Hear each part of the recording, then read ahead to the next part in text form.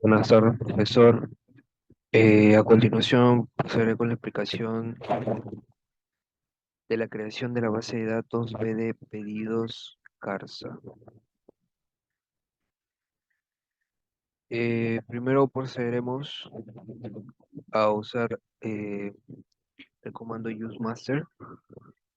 Luego procederemos a evaluar si existe la base de datos correspondiente, en este caso BD pedidos CARSA, en el servidor mediante el comando if exists.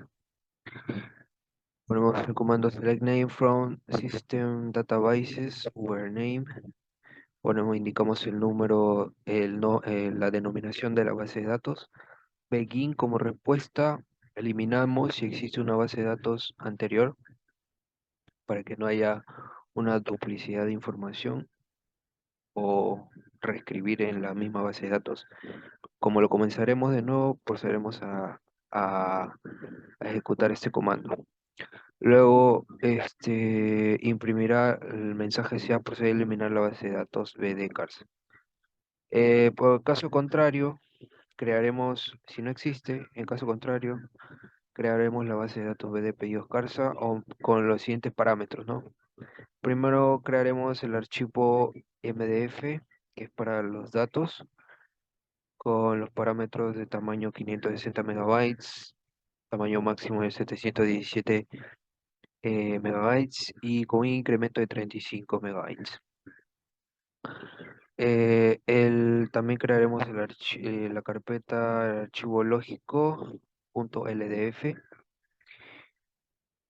como visualizamos acá, esos archivos, con los parámetros de tamaño 240 megabytes y tamaño máximo de 307 megabytes y un incremento de 15 megabytes en proporcionalidad de 70-30 siempre. El MDF 70, el LDF 30%. Luego pasaremos a imprimir el mensaje, se ha procedido con la creación de la base de datos. Luego de esto, luego de crear la partición correcta, procederemos a usar la base de datos recién creada y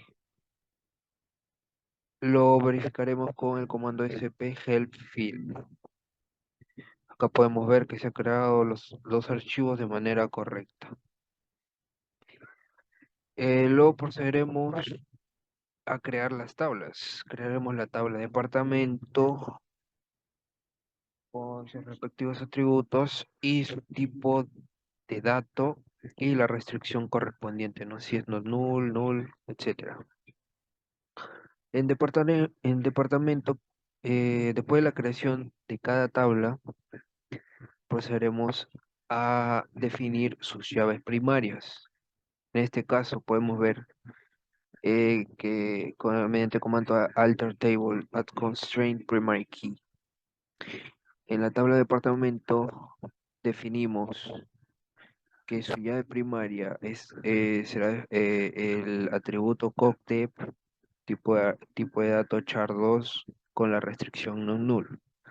Y así respectivamente procederemos con la tabla provincia. Crearemos los atributos con su tipo de datos, su restricción y su llave primaria, ¿no? En este caso de provincia sería código de provincia.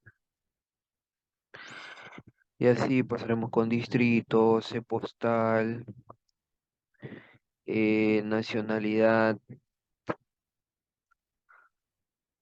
la tabla documento identidad con su llave primaria doc identidad, la tabla tipo de pedido con su llave primaria código de tipo de pedido, la tabla cliente con su llave primaria cli, la tabla usuario cliente con su llave primaria cli. eh, Espérate.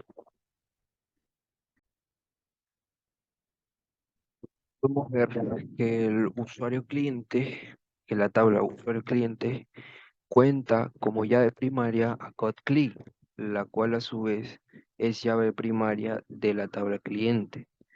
Esto se explica brevemente, ya que al tener la relación de uno a uno, un usuario netamente solamente va a tener un, un cliente va a tener netamente solamente un usuario, la relación de la tabla sería de uno a uno.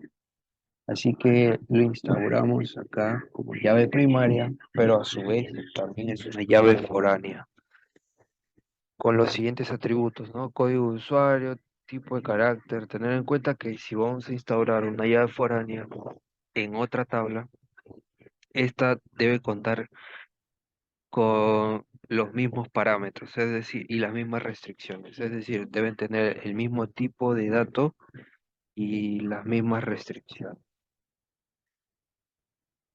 Acá podemos ver que definimos como llave primaria y bueno, y así sucesivamente con la tabla razón social, la cual cuenta también como llave primaria el code CLI, lo cual definimos acá. La tabla área con su llave primaria código de área, la tabla cargo con su llave primaria como code cargo, la tabla empleado con su llave primaria código de empleado y sus respectivos atributos, ¿no? Y llaves foráneas. La tabla usuario empleado con su llave primaria código de empleado. De la misma manera que usuario cliente, ¿no? Está relacionada como llave foránea de la tabla empleado. También definimos su llave primaria de la tabla usuario empleado.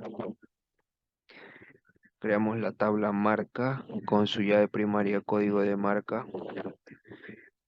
Creamos la tabla categoría con su llave primaria code categoría. Creamos la tabla artículo con su llave primaria code artículo. Artículos marca con su llave primaria code artículo, la cual comparte, siendo esto una llave foránea, con la tabla artículo.